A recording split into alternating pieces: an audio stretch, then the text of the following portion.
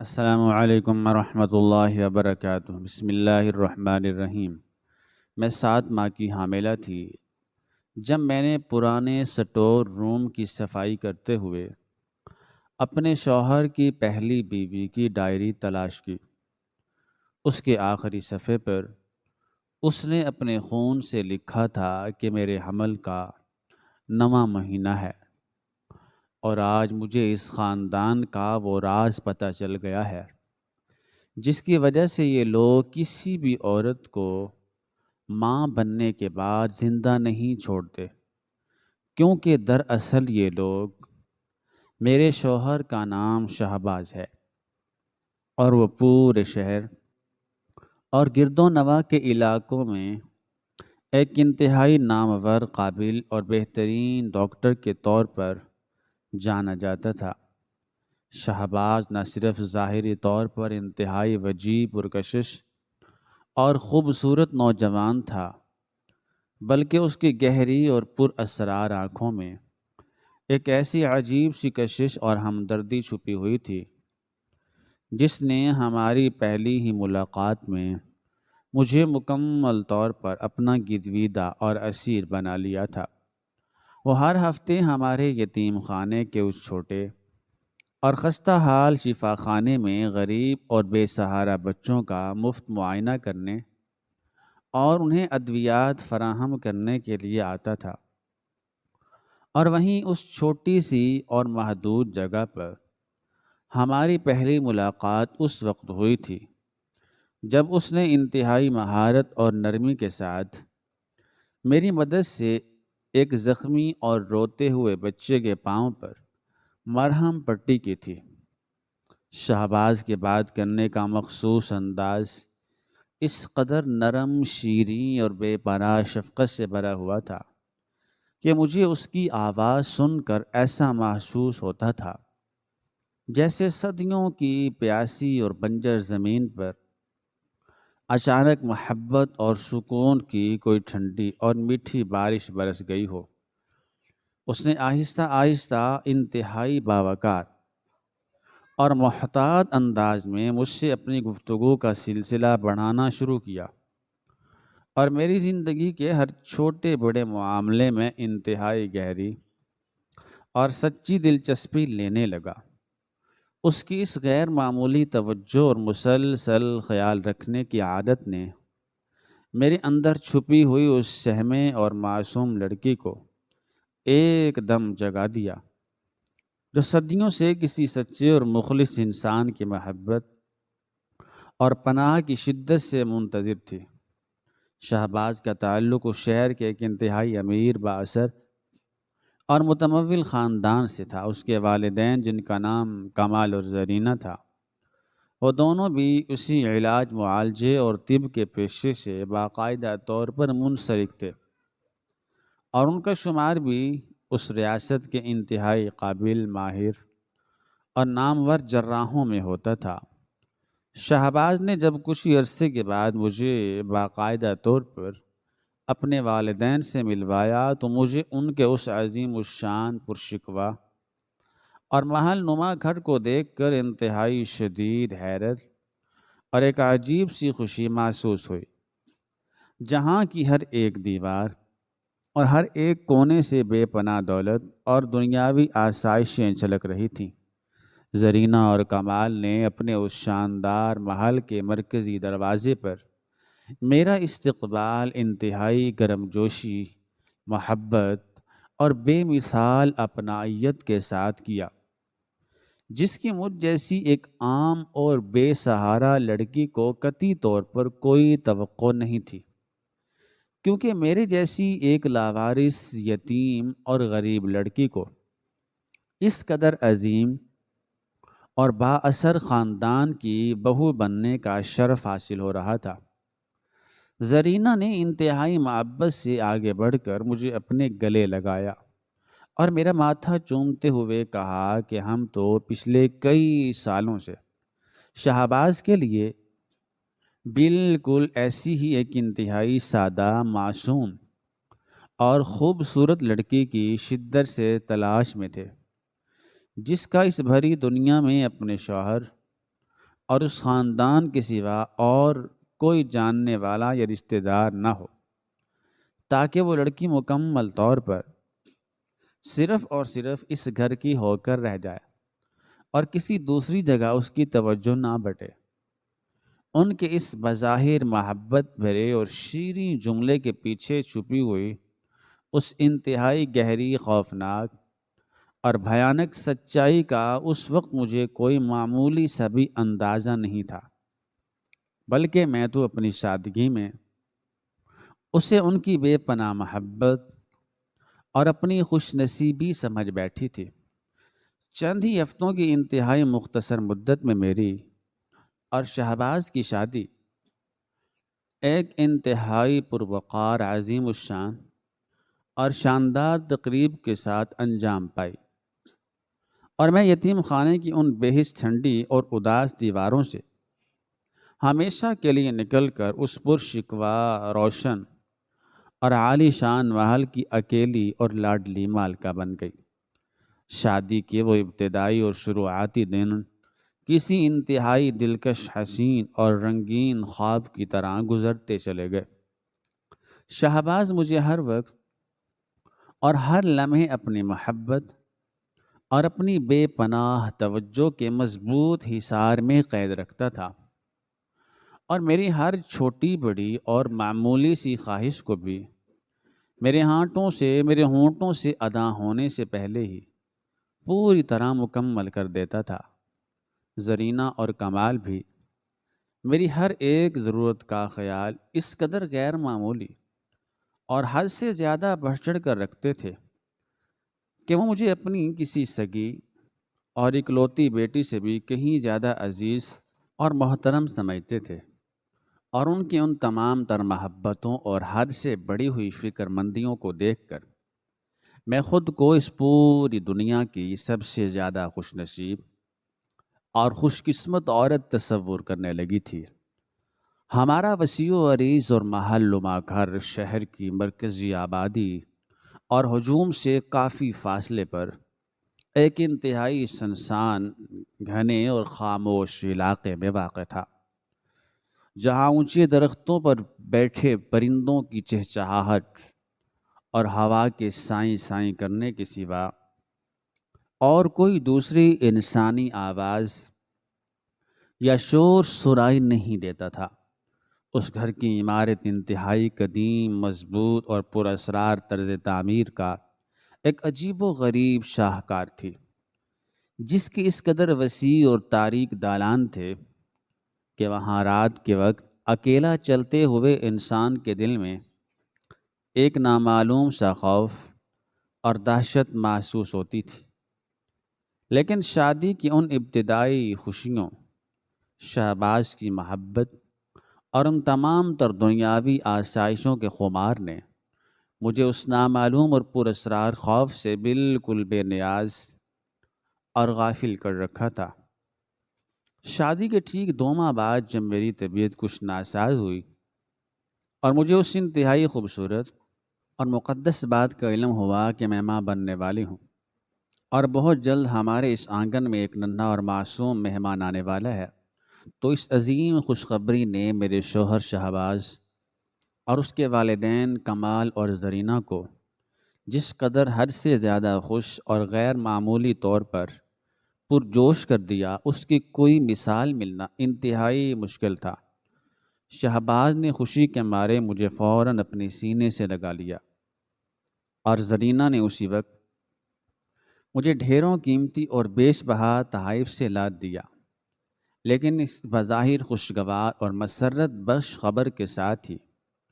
اس پر اسرار گھر کے ماحول اور انوں افراد کے مخصوص رویوں میں ایک عجیب و غریب اور ناقابل فہم تبدیلی آنا شروع ہو گئی، جس نے آہستہ آہستہ میرے ذہن کے کسی تاریک گوشے میں شکوک و شبہات اور نامعلوم وسوسوں کا ایک انتہائی زہریلا بیج بونا شروع کر دیا۔ میرا حاملہ ہونا اور ماں بننا ان کے لیے کوئی عام یا معمولی بات نہیں تھی، بلکہ ان کی ان تمام غیر معمولی اور مشکوک تیاریوں کو دیکھ کر مجھے ایسا محسوس ہوتا تھا جیسے وہ پچھلے کئی سالوں سے کسی انتہائی اہم، بڑے اور خوفناک منصوبے کی حتمی تکمیل کا بے صبری سے انتظار کر رہے تھے، اور اب وہ وقت ان کے بالکل قریب آ چکا تھا۔ انہوں نے سب سے پہلا قدم یہ اٹھایا کہ مجھ پر اس گھر کی چار دیواری سے باہر نکلنے پر بالکل مکمل اور انتہائی سخت پابندی عائد کر دی، اور شہباز نے مجھے انتہائی سنجیدگی سے سمجھایا کہ اس نازک اور خاص حالات میں باہر کا آلودہ ماحول، گندی فضا اور کسی بھی قسم کا کوئی سفر کرنا میرے اور خاص طور پر اس پیدا ہونے والے بچے کی صحت کے لیے انتہائی مضر اور جان لیوا ثابت ہو سکتا ہے۔ میں نے بھی ان کی ان تمام سختیوں اور پابندیوں کو ان کی میرے لیے فکر مندی اور سچی محبت سمجھ کر خوشی سے قبول کر لیا۔ لیکن میرے لیے سب سے زیادہ حیرت اور پریشانی کی بات یہ تھی کہ انہوں نے انتہائی ہوشیاری کے ساتھ مجھے اپنے پرانے یتیم خانے کے ان تمام مخلص دوستوں اور جاننے والے لوگوں سے بھی کسی قسم کا کوئی رابطہ کرنے سے سختی سے منع کر دیا تھا، یہاں تک کہ میرے ذاتی اور آرام دہ کمرے میں لگا ہوا وہ صوتی رابطے کا واحد آلہ بھی انتہائی خاموشی سے ہٹا دیا گیا تھا، اور مجھے بالکل اس بیرونی دنیا سے کاٹ کر اور تنہا کر کے اس وسیع اور پراسرار محل نما گھر میں ایک قیدی کی طرح محصور کر دیا گیا تھا۔ میری غذا اور میرے روزمرہ کے کھانے پینے کا اس قدر سخت اور کڑا محاسبہ شروع ہو گیا تھا کہ گھر کی ہر چیز بالکل نپے تلے پیمانے اور ایک مخصوص مقدار کے مطابق ہی مجھے کھلائی جانے لگی تھی۔ زرینہ، جو خود ایک انتہائی قابل اور برسوں کی تجربہ کار معالج تھی، وہ اب خود اپنے ہاتھوں سے میرے روزمرہ کے کھانے اور پینے کی تمام اشیاء تیار کرتی تھی، اور اس بات پر 24 گھنٹے انتہائی سختی سے نظر رکھتی تھی کہ میں نے وہ تمام کی تمام مقوی ادویات اور خاص قسم کی خوراک بالکل مقررہ وقت پر کھائی ہے یا نہیں۔ ان کا میرے ساتھ رویہ اور میرا مستقل طبی معائنہ کرنے کا مخصوص انداز اب کسی بھی طرح ایک ہمدرد اور محبت کرنے والے والدین جیسا نہیں رہا، بلکہ ان کا وہ رویہ ایک ایسے انتہائی تجربہ کار اور سخت گیر ماہر جراح جیسا ہو گیا تھا جو کسی انتہائی قیمتی اور نایاب تجرباتی شے کی دیکھ بھال کر رہا ہو۔ وہ ہر ہفتے مقررہ دن پر خود اپنے مخصوص اور تیز دھار آلات کے ذریعے میرے جسم سے بہت سا خون نکال کر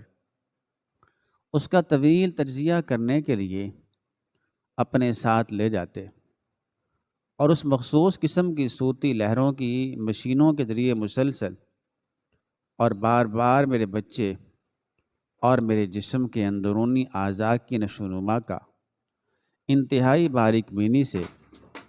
تفصیلی جائزہ لیتے تھے۔ مجھے یہ سب کچھ انتہائی عجیب اور غیر فطری لگتا تھا کہ اتنے زیادہ اور مسلسل طبی معائنے تو عام طور پر کسی بھی عام حاملہ عورت کے قطعی طور پر نہیں ہوتے، لیکن جب بھی میں اپنے اندر اٹھنے والے ان شکوک کی وجہ سے شہباز سے اس بارے میں کوئی چھوٹا سا بھی سوال کرتی تو وہ فوراً مسکرا کر میرے ہونٹوں پر اپنی انگلی رکھ دیتا اور انتہائی پیار سے کہتا کہ وہ اپنی اس زندگی کی سب سے قیمتی اور انمول چیز کسی بھی چھوٹے سے چھوٹے یا معمولی سے معمولی خطرے میں بھی بالکل نہیں ڈالنا چاہتا، اور یہ تمام احتیاطی تدابیر اور روزمرہ کے معائنے ان کے طبی اور جراحی کے مستند اصولوں کے عین مطابق ہیں۔ میرے خون کی مخصوص قسم، جسے علم طب کی زبان میں او منفی کہا جاتا تھا، وہ ویسے ہی پوری دنیا میں ایک انتہائی نایاب اور نادر ترین خون سمجھا جاتا ہے، اور زرینہ اکثر میرے اس نایاب خون کی باقاعدگی سے انتہائی اہمیت اور اس کی بے پناہ شفا بخش صلاحیتوں کا ذکر ایک ایسے عجیب اور پر اسرار انداز میں کرتی تھی، جسے سن کر میرے پورے جسم میں ایک نامعلوم سی عجیب کپکپی اور سردی اتر جاتی تھی۔ اس وسیع و عریض اور پر اسرار محل نما گھر کا سب سے زیادہ عجیب، پوشیدہ اور پرخطر حصہ اس کا وہ تہہ خانہ تھا، جہاں جانے کے لیے گھر کے بالکل پچھلے اور تاریک حصے سے انتہائی چھپی ہوئی اور اندھیری سیڑھیاں نیچے کی طرف اترتی تھیں۔ وہاں ہر وقت اور خاص طور پر رات کے اندھیرے میں سفید لباس میں ملبوس کچھ بالکل نئے اور انجان قسم کے لوگ انتہائی خاموشی سے آتے جاتے تھے، اور وہاں کے اس بند اور تاریک دروازے سے اکثر انتہائی تیز کیمیائی مواد اور طرح طرح کی ناقابل برداشت ادویات کی شدید اور ناگوار بو پورے گھر میں آتی رہتی تھی۔ مجھے اس تہخانے کی طرف جانے یا اس کے بارے میں کوئی بات کرنے کی انتہائی سختی کے ساتھ ممانعت کی گئی تھی، اور شہباز نے مجھے ایک دن انتہائی سنجیدگی سے ڈراتے ہوئے کہا تھا کہ وہاں ان کی تمام طبی مصنوعات، ادویات اور ان کے ان گنت خطرناک تجربات کا ایک بہت بڑا ذخیرہ موجود ہے، جہاں پر مختلف قسم کے خطرناک جراثیم بھی ہو سکتے ہیں، جو میری اس نازک حالت کے لیے انتہائی سخت اور نقصان دہ ثابت ہو سکتے ہیں۔ لیکن میں اکثر رات کے اس گہرے سناٹے اور ہوش ربا خاموشی میں جب اچانک جاگ اٹھتی تھی، تو مجھے وہاں تہہ خانے کے اس بند دروازے کے پیچھے سے کسی انتہائی بڑی مشین کے چلنے کی گڑگڑاہٹ اور لوگوں کی انتہائی بھاری اور مشکوک آوازوں کی گونج سنائی دیتی تھی، جو مجھے اندر ہی اندر انتہائی بے چین اور خوف زدہ کر دیتی تھی۔ ایک رات جب اچانک کسی نامعلوم ڈر کی وجہ سے میری آنکھ کھلی، تو میں نے دیکھا کہ شہباز ہمیشہ کی طرح میرے پہلو میں موجود نہیں تھا، اور بستر بالکل خالی تھا۔ میں اپنے دل کو مضبوط کرتے ہوئے اسے ڈھونڈنے کے لیے، اسے تلاش کرنے کے لیے اپنے کمرے سے باہر نکلی، تو میں نے دیکھا کہ تہہ خانے کی طرف جانے والے اس بند اور تاریک راستے کی مدھم سی زرد روشنی ابھی تک جل رہی ہے، اور وہاں بالکل نیچے سے شہباز کمال اور زرینہ کی انتہائی سرگوشی بھری اور حد سے زیادہ سنجیدہ آوازیں واضح طور پر اوپر آ رہی تھی۔ میں نے اپنے قدموں کی آہٹ کو بالکل ختم کرتے ہوئے دبے پاؤں ان تاریک سیڑھیوں کے بالکل قریب آ کر اپنا کان اس ٹھنڈی دیوار کے ساتھ لگایا، تو وہاں شہباز انتہائی پرجوش انداز میں کہہ رہا تھا کہ اس بار تو ہمیں انتہائی بہترین اور ہر لحاظ سے مکمل اعضاء حاصل ہوں گے، کیونکہ کسی بھی حاملہ عورت کے اندرونی اعضاء اور اس کا جگر اپنے عروج کی بہترین صحت پر ہوتے ہیں، اور اس لڑکی کا وہ نایاب خون کا تسلسل بھی بالکل منفرد اور اعلیٰ ترین قسم کا ہے۔ ہمیں بین الاقوامی اور بیرونی ممالک کے خریداروں کو اس بار مکمل اور پوری قیمت بتانی چاہیے، اور کسی بھی قسم کی کوئی رعایت نہیں کرنی چاہیے۔ اس کی اس ہولناک اور روح فرسا بات پر کمال نے ایک انتہائی خوفناک اور درندوں جیسے انداز میں جواب دیتے ہوئے ہنس کر کہا، تم بالکل بے فکر رہو، ہمارے پاس اس بار کوئی غلطی کی گنجائش نہیں ہے۔ ہماری پچھلی اور پہلی عورت ندا کے رسم سے بھی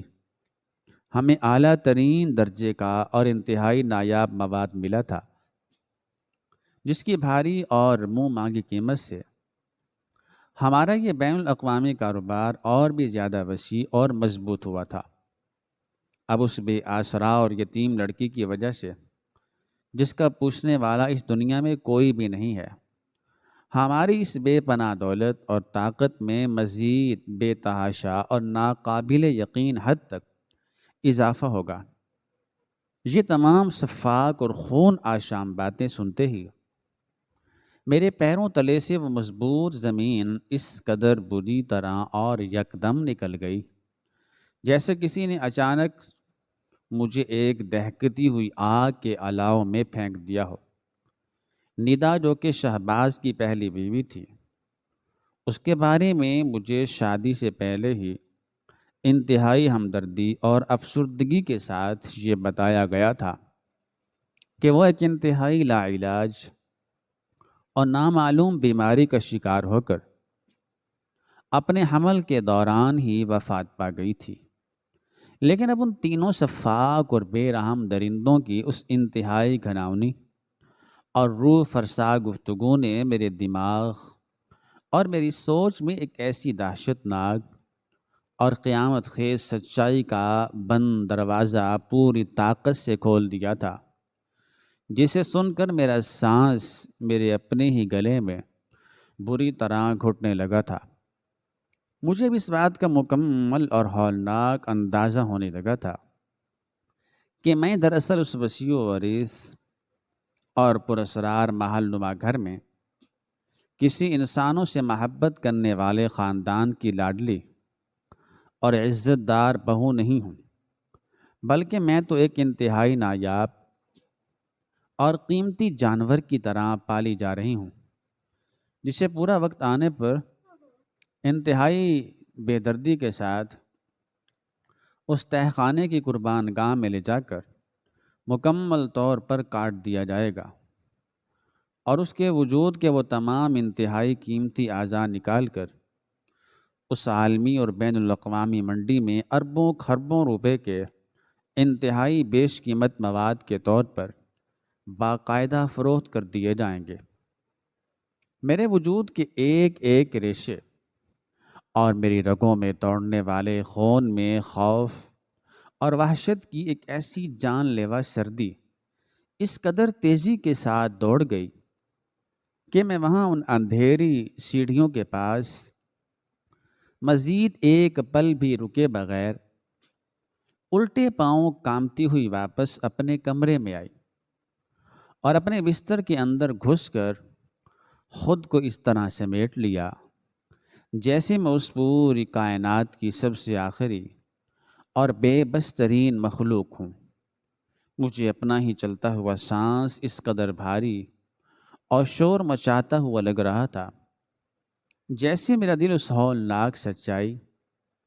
اور اس خوفناک مکر و فریب کی شدت سے ابھی پھٹ جائے گا۔ مجھے اب اس پرتعیش گھر کا ہر ایک فرد، چاہے وہ ملازم ہو یا میری وہ شفیق نظر آنے والی ساس، موت کا ایک بے رحم فرشتہ اور عذاب کا ایک چلتا پھرتا نشان لگنے لگا تھا۔ اگلی صبح جب دن کا سویرا ہوا اور شہباز اپنی وہی پرانی اور جھوٹی محبت بھری مسکراہٹ لیے میرے پاس آیا تو میں نے انتہائی مشکل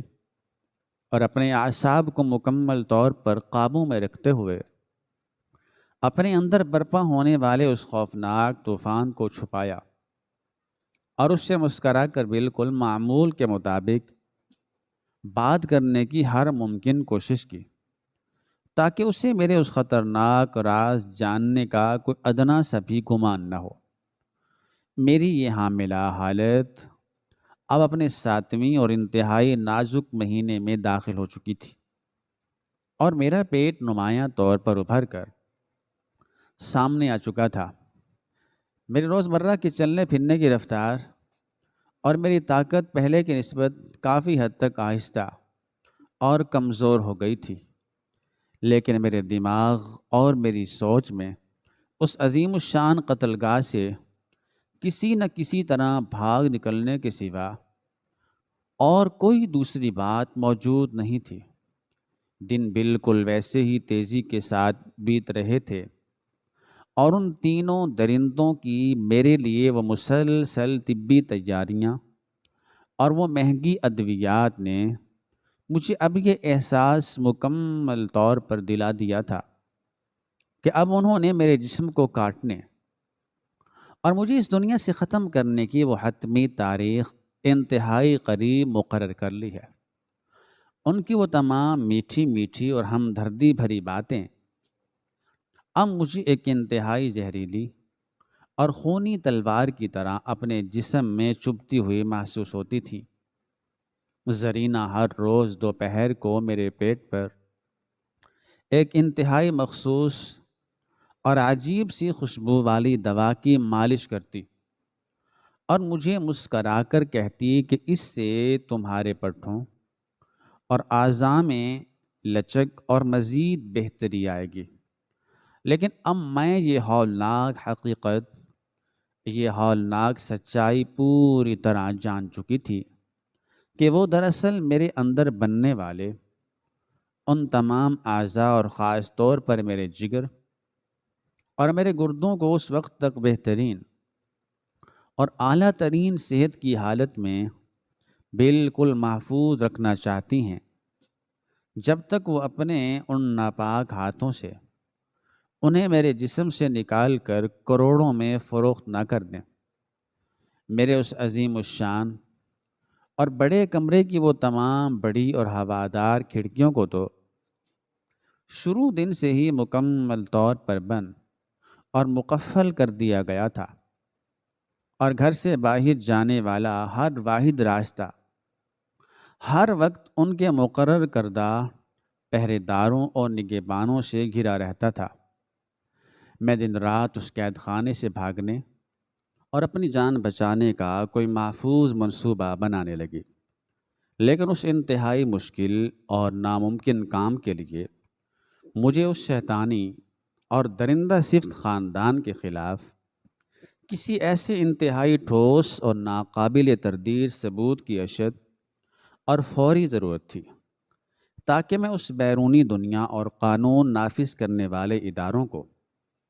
ان کی اس خونخوار اصلیت کا مکمل یقین دلا سکوں، اور اپنے ساتھ ساتھ اپنے اس پیدا ہونے والے بچے کو ان زمینی خداؤں کے بے رحم پنجے سے ہمیشہ کے لیے محفوظ رکھ سکوں۔ ایک دوپہر جب زرینہ، شہباز اور کمال وہ تینوں اکٹھے اسی خوفناک اور بند تہخانے میں موجود تھے، اور کسی انتہائی نئے اور بڑے طبی معائنے یا جراحی کی مصروفیت میں اس قدر مکمل طور پر گم تھے کہ انہوں نے اپنی سہولت کے لیے اس پورے محل نما گھر کو تمام ملازموں اور نوکروں سے بھی بالکل خالی کروا دیا تھا۔ تب میں نے اپنی تمام تر ٹوٹی ہوئی ہمت کو ایک بار پھر یکجا کیا اور اس وسیع و عریض عمارت کے ان پرانے اور متروک حصوں کی انتہائی خاموشی کے ساتھ تلاش شروع کی، جہاں عام طور پر ان لوگوں کا آنا جانا بالکل بھی نہیں ہوتا تھا۔ میں اپنی اس حاملہ حالت کی شدید تھکاوٹ اور ایک نامعلوم موت کے خوف کے مارے قدم بقدم اور انتہائی آہستہ چل رہی تھی، اور میرا پورا وجود اس سرد موسم میں بھی پسینے سے مکمل طور پر بھیگ چکا تھا۔ آخر کار اس طویل اور تھکا دینے والی تلاش کے بعد میں اس محل کے بالکل آخری اور انتہائی جنوبی حصے میں موجود ایک ایسی پرانی اور گرد آلود ذخیرہ گاہ تک پہنچ گئی جس کا بھاری اور پرانا لکڑی کا دروازہ آدھا کھلا ہوا تھا، اور وہاں سے دیمک اور پرانی کتابوں کی وہ مخصوص اور سیلن بھری تیز بو مسلسل آ رہی تھی۔ میں نے انتہائی احتیاط اور آہستہ سے وہ بھاری دروازہ پورا کھولا، اور جب میں نے اپنا قدم اندر رکھا تو میں نے دیکھا کہ وہاں پر ٹوٹے ہوئے فرنیچر، پرانے لکڑی کے باکس اور مٹی میں مکمل طور پر اٹے ہوئے بہت سے پرانے قالین ادھر ادھر بکھرے پڑے تھے۔ میں اس ویران کباڑ خانے اور اس ذخیرہ گاہ کے اس کوڑے کرکٹ کو انتہائی غور اور باریک بینی سے دیکھنے لگی۔ اچانک میری گھومتی ہوئی نظر ایک انتہائی پرانے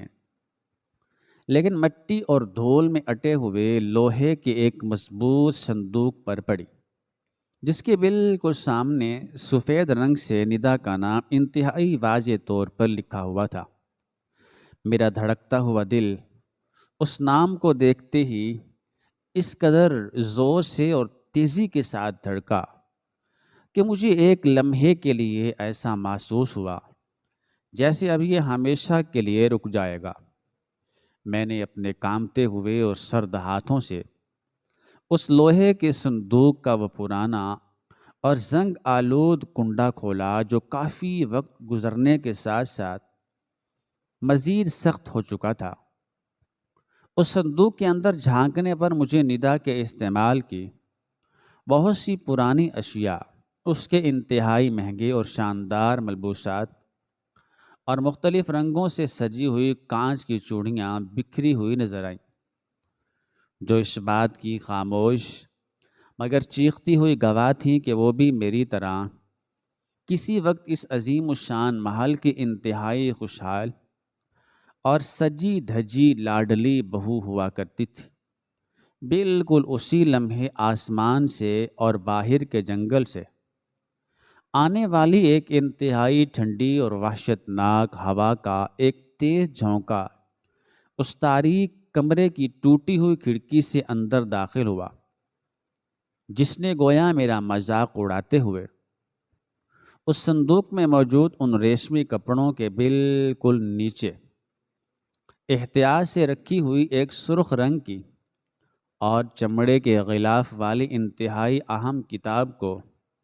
تھوڑا سا کھسکا کر میرے سامنے کر دیا۔ میں نے اپنے ان بے حد کامتے ہوئے ہاتھوں سے اس چمڑے والی کتاب کو ان کپڑوں کے نیچے سے باہر نکالا جو حقیقت میں اس بد نصیب اور ماری جانے والی لڑکی ندا کا اپنا ذاتی روز نامچہ تھا۔ اس روز نامچے کے وہ تمام پرانے صفحات پلٹنے پر مجھے اس کی زندگی کی ان ابتدائی خوشیوں، اس کی شہباز سے وہ اندھی محبت اور پھر وقت کے ساتھ ساتھ دھیرے دھیرے ابھرنے والے وہ بالکل ویسے ہی خوفناک اور جان لیوا شکوک کا انتہائی تفصیلی تذکرہ ملا، جو آج کل میں خود اپنی اس ویران زندگی میں لمحہ بلمحہ محسوس کر رہی تھی۔ وہ بھی میری طرح ایک بے سہارا اور یتیم لڑکی تھی، اور اس کا وہ قیمتی خون بھی میری طرح ہی انتہائی نایاب قسم کا تھا۔ اس روز نامچے کے ہر ایک لفظ میں ندا کی وہ خاموش چیخ اور اس کی وہ تڑپتی ہوئی بے بسی مجھے صاف اور واضح نظر آ رہی تھی۔ میں جلدی جلدی اور انتہائی گھبراہٹ کے عالم میں اس کے صفحات پلٹنے لگی، کیونکہ میرے پاس اب وقت بالکل مقرر اور محدود تھا، اور مجھے ڈر تھا کہ کسی بھی وقت وہ درندے اپنے کام سے فارغ ہو کر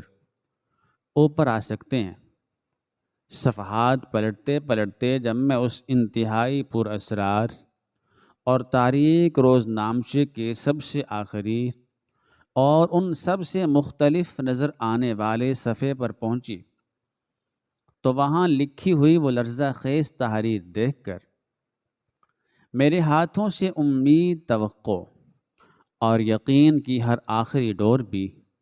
ہمیشہ کے لیے ٹوٹ گئی۔ اس آخری صفحے پر کسی عام سیاہ یا نیلی روشنائی کی بجائے کسی انتہائی گہرے سرخ اور جمے ہوئے مواد سے کچھ الفاظ لکھے ہوئے تھے،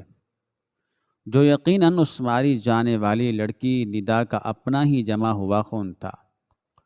اس کی لکیریں انتہائی ٹیڑھی اور کامتی ہوئی انگلیوں سے جلدی میں لکھی گئی تھی، جسے پڑھتے ہی میرے ہوش و حواس اور میری باقی ماندہ ہمت اچانک مٹی میں ملنے لگی۔ اس پہلے صفحے پر اس نے اپنے خون سے لکھا تھا کہ میرے حمل کا 9واں مہینہ ہے اور آج مجھے اس خاندان کا وہ راز پتہ چل گیا ہے جس کی وجہ سے یہ لوگ کسی بھی عورت کو ماں بننے کے بعد زندہ نہیں چھوڑتے، کیونکہ دراصل یہ لوگ مسیحا کے روپ میں اعضاء کے عالمی اور بین الاقوامی سمگلر ہیں، جو صرف مخصوص اور نایاب خون والی لاوارث لڑکیوں سے شادیاں رچاتے ہیں تاکہ بچہ پیدا ہوتے ہی اس ماں کے قیمتی اعضاء نکال کر غیر ملکی ارب پتیوں کو فروخت کر سکیں اور انسانوں کے انتہائی قیمتی اعضاء کی چوری اور ان کی عالمی سطح پر غیر قانونی تجارت کرنے والے وہ سفاک اور بے رحم سوداگر ہیں جو جان بوجھ کر صرف مجھ جیسی ان لاوارث اور بے آسرا یتیم لڑکیوں کو اپنی جھوٹی محبت کے جال میں پھنساتے ہیں، جن کا خون دنیا میں انتہائی نایاب اور نرے قسم کا ہوتا ہے، تاکہ وہ شادی کا ڈھونگ رچا کر انہیں اس قید خانے میں لائیں، اور جب وہ لڑکیاں اپنے حمل کے بالکل آخری اور مکمل ایام میں پہنچ جائیں تو ان کے وہ تمام تر صحت مند اور قیمتی اعضاء جن میں دل، جگر اور گردے شامل ہیں انہیں انتہائی بے دردی سے زندہ حالت میں کاٹ کر نکالیں اور پھر ان اعضاء کو بیرونی ممالک کے ان ارب پتی اور مالدار خریداروں کو کروڑوں کے عوض فروخت کر دیں، جو اپنی زندگی بچانے کے لیے کسی بھی حد تک جا سکتے ہیں، اور اس قتل کے بعد اس معصوم بچے کو کسی نامعلوم جگہ بیچ دیا جاتا ہے یا اسے بھی اسی شیطانی اور خونی کاروبار کا حصہ بنا لیا جاتا ہے۔ ندا کی اس آخری اور خون آلود تحریر کو پڑھ کر میرے وجود کی آخری رمق بھی جیسے دم توڑ گئی، اور میرے حلق سے ایک انتہائی کربناک اور دل خراش چیخ نکلنے ہی والی تھی کہ اچانک میرے پیچھے سے ایک انتہائی مضبوط اور آہنی ہاتھ نے میرے منہ کو پوری طاقت سے دبا لیا، اور اس سے پہلے کہ میں اپنے بچاؤ کے لیے کوئی مزاحمت کر پاتی یا وہاں سے بھاگنے کی کوئی ادنا سی بھی کوشش کرتی، میرے شوہر شہباز نے، جو نہ جانے کس وقت انتہائی خاموشی سے میرے پیچھے آ کھڑا ہوا تھا، میرے کندھے کے بالکل نیچے گردن کے قریب ایک انتہائی تیز اور بے ہوش کر دینے والی دوا کی سوئی پوری طاقت سے چبھو دی۔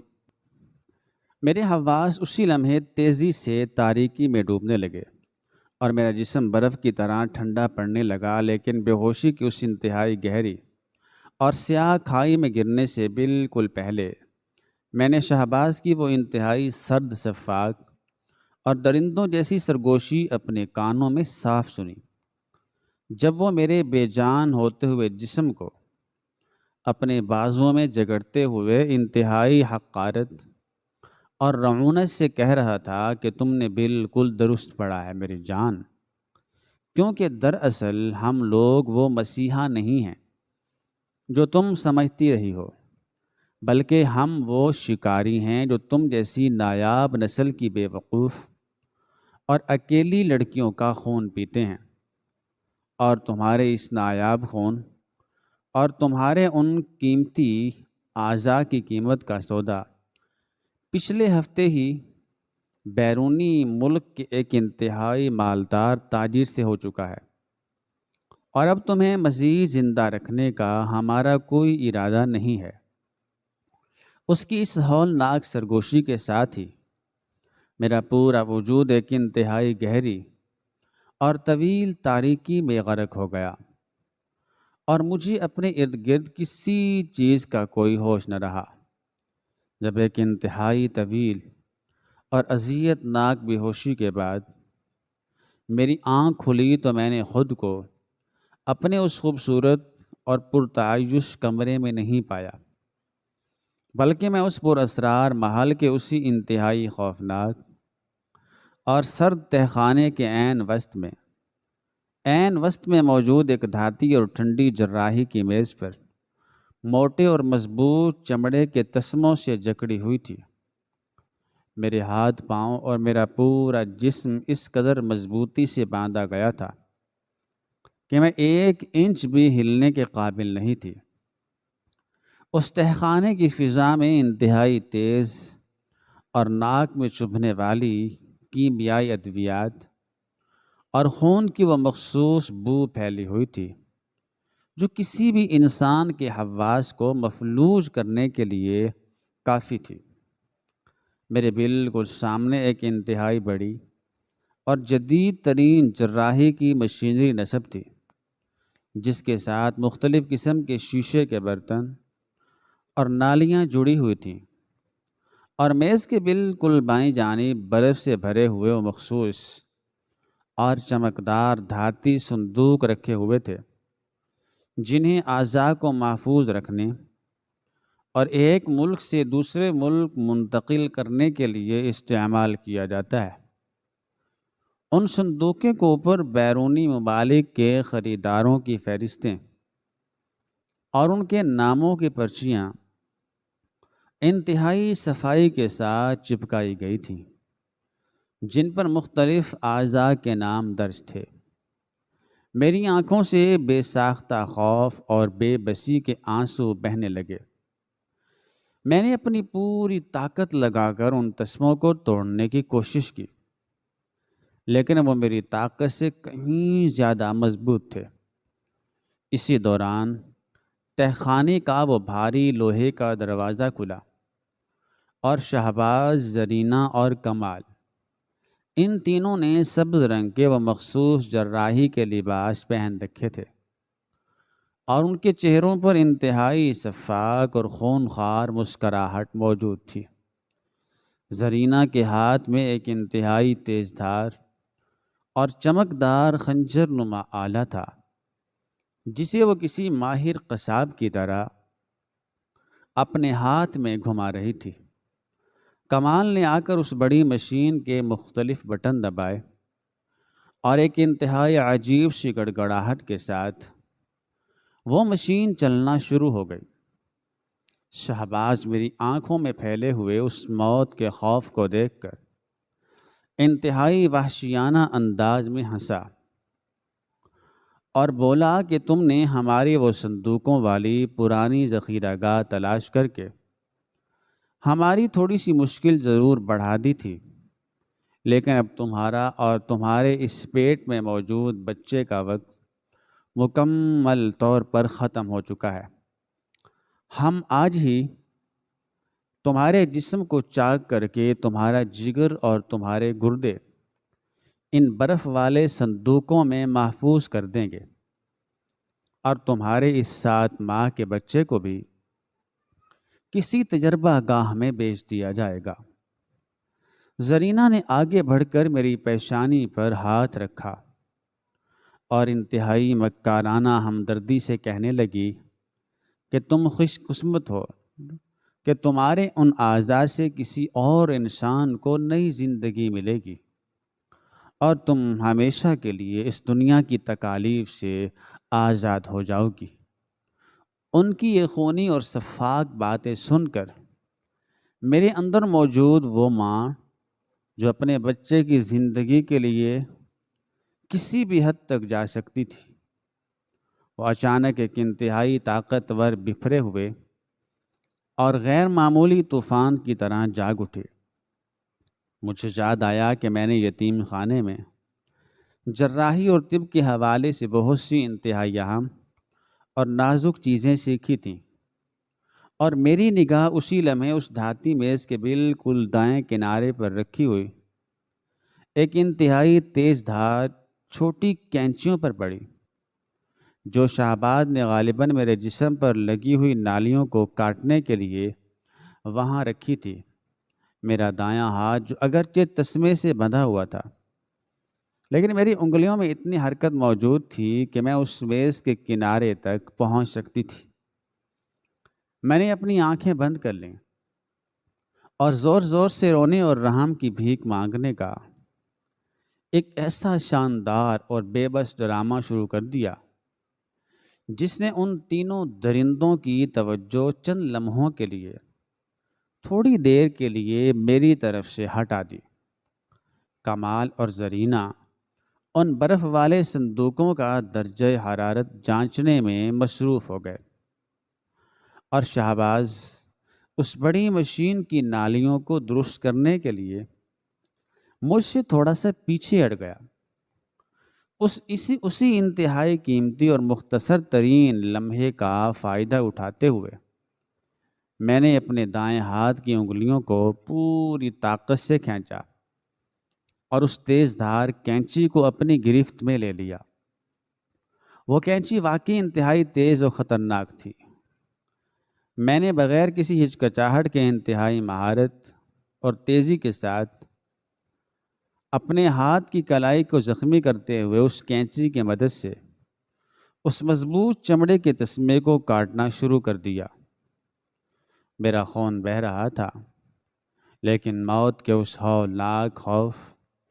اور اپنے بچے کو بچانے کی اس وحشتناک تڑپ نے مجھے ہر درد اور ہر تکلیف سے بالکل بے نیاز کر دیا تھا۔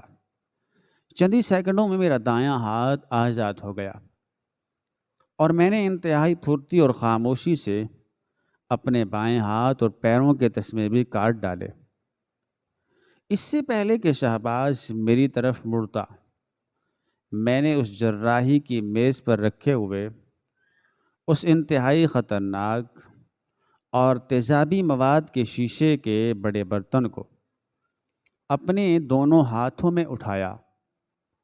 جو انہوں نے میرے خون کو جمانے کے لیے استعمال کرنا تھا۔ شہباز جیسے ہی میری طرف مڑا اور اس نے مجھے آزاد دیکھا تو اس کی آنکھیں حیرت اور خوف سے پھٹ گئیں، لیکن اس سے پہلے کہ وہ کوئی آواز نکالتا یا مجھ پر چپٹتا، میں نے وہ تیزابی مواد کا پورا برتن پوری طاقت سے اس کے چہرے پر دے مارا۔ شہباز کی ایک انتہائی دلخراش اور کربناک چیخ اس پورے تہخانے میں گونج اٹھی، اور وہ اپنے چہرے کو دونوں ہاتھوں سے پکڑ کر زمین پر گر کر تڑپنے لگا۔ اس کی یہ ہولناک چیخ سن کر کمال اور زرینہ وحشت زدہ ہو کر میری طرف پلٹے، لیکن اب میں کوئی کمزور اور بے بس لڑکی نہیں تھی، بلکہ میں اب ایک ایسی زخمی اور بپھری ہوئی شیرنی بن چکی تھی جسے اب ان درندوں سے اپنا اور اپنی اس ماری جانے والی بہن ندا کا بدلہ لینا تھا۔ میں نے میز پر پڑا ہوا وہ تیز دار جراحی کا خنجر اپنے ہاتھ میں مضبوطی سے پکڑا اور کمال کی طرف پوری طاقت سے وار کیا۔ وہ خنجر سیدھا اس کے کندھے کے بالکل پار ہو گیا اور وہ درد کی شدت سے کراہتا ہوا ان برف والے صندوقوں کے اوپر جا گرا۔ زرینہ، جو کہ ایک عورت تھی، وہ اس اچانک اور خونی حملے کو دیکھ کر مکمل طور پر بوکھلا گئی اور اس کے ہاتھ پاؤں پھول گئے۔ میں نے آگے بڑھ کر اس کے بالوں کو پوری طاقت سے جکڑا اور اسے کھینچتے ہوئے تہخانے کے اس بھاری لوہے کے دروازے کی طرف دھکیل دیا۔ میں انتہائی تیزی سے ان سیڑھیوں کی طرف بھاگی، اور اس سے پہلے کہ وہ تینوں سنبھل پاتے، میں نے تہخانے کا وہ بھاری اور مضبوط لوہے کا دروازہ باہر سے پوری طاقت سے بند کر کے اس پر وہ انتہائی بڑا اور زنگ آلود تالا لگا دیا، جو اسی دروازے کی کنڈی کے ساتھ لٹک رہا تھا۔ اندر سے ان درندوں کی چیخیں اور دروازہ پیٹنے کی آوازیں آ رہی تھیں، لیکن میں نے ان کی کسی بھی آواز کی طرف کوئی توجہ نہیں دی اور انتہائی تیزی سے بھاگتی ہوئی شہباز کے اس مخصوص مطالعے کے کمرے میں داخل ہو گئی، جہاں اس کا وہ خفیہ اور بین الاقوامی رابطے والا موبائل موجود تھا، جس کے بارے میں اس نے مجھے کبھی نہیں بتایا تھا، لیکن میں اس کی صفائی کے دوران اسے دیکھ چکی تھی۔ میں نے فوراً اس فون کے ذریعے قانون نافذ کرنے والے ان انتہائی اعلیٰ اور ایماندار حکام سے رابطہ کیا جن کے بارے میں یتیم خانے کی منتظمہ مجھے اکثر بتاتی تھی، میں نے روتے ہوئے، آنسو بہاتے ہوئے اور انتہائی گھبراہٹ کے عالم میں انہیں اس پورے شیطانی اور خونی نیٹ ورک، ان کے ان برف والے صندوقوں اور تینوں درندوں کو انتہائی سختی سے ہتکڑیاں پہنائیں اور وہاں موجود ان تمام دستاویزات، برف والے صندوقوں اور اس پوری جدید مشینری کو اپنے قبضے میں لے لیا، جو ان کے اس مکروہ اور شیطانی کاروبار کا سب سے بڑا اور ناقابل تردید ثبوت تھے۔ محکمے کے افسران نے مجھے انتہائی عزت اور احترام کے ساتھ اس شیطانی محل سے باہر نکالا اور مجھے شہر کے سب سے محفوظ اور بہترین شفا خانے میں منتقل کر دیا، جہاں کے ایماندار ڈاکٹروں نے میری اور میرے بچے کی صحت کا مکمل اور تفصیلی جائزہ لیا، اور خوش قسمتی سے ہم دونوں بالکل محفوظ اور خطرے سے باہر تھے۔ اس رات کے بعد اس پورے شہر اور پورے ملک میں ان نام نہاد اور شفاق مسیحاؤں کے اس انتہائی گھناؤنے اور بین الاقوامی شیطانی نیٹ ورک کا مکمل طور پر پردہ چاک ہو گیا، اور عدالت نے ان تینوں کو ان کے اس انتہائی بہیمانہ جرم اور درجنوں معصوم لڑکیوں کے قتل کے جرم میں سزائے موت سنائی، جس پر پورے معاشرے نے سکون کا سانس لیا۔ میں نے اپنے بچے کی پیدائش کے بعد ان تمام ظالموں کی اس بے تحاشا اور ناجائز دولت کو ان تمام لاوارث اور یتیم لڑکیوں کی فلاح و بہبود اور ان کی حفاظت کے لیے وقف کر دیا، تاکہ آئندہ کوئی بھی غریب اور بے آسرا لڑکی ان جیسے خونخوار درندوں کی اس جھوٹی محبت اور ان کے اس خوفناک جال کا کبھی شکار نہ ہو سکے۔ اور میرا یہ بیٹا، جو ان تاریک اور خونی دیواروں کے درمیان پیدا ہونے والا تھا، آج ایک انتہائی روشن اور پرسکون دنیا میں سانس لے رہا تھا، اور یہ اس بات کا ثبوت تھا کہ جب کوئی ماں اپنے بچے کی حفاظت کے لیے اٹھ کھڑی ہوتی ہے تو دنیا کی کوئی بھی طاقت، کوئی بھی ظلم اور کوئی بھی خونخوار درندہ